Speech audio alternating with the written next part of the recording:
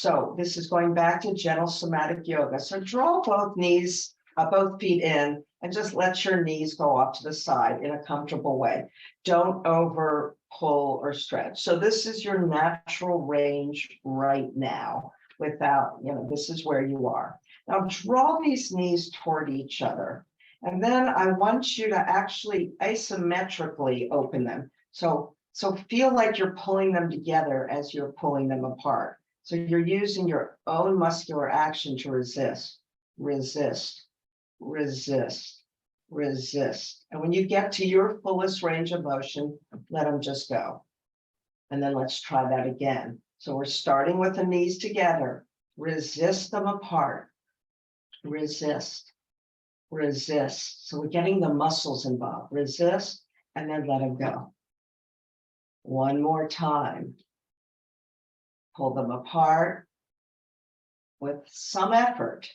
So your muscles are working here. Your brain is connecting to the muscles, and then you're letting go. Now, most of us should be able to go a little deeper now. Now, in order to hold this pose for the yin part of the practice, you might want to get your blocks or something and place them under each knee so that you can get comfortable in this place. And now we're letting the yin do the work, which is just letting things settle in.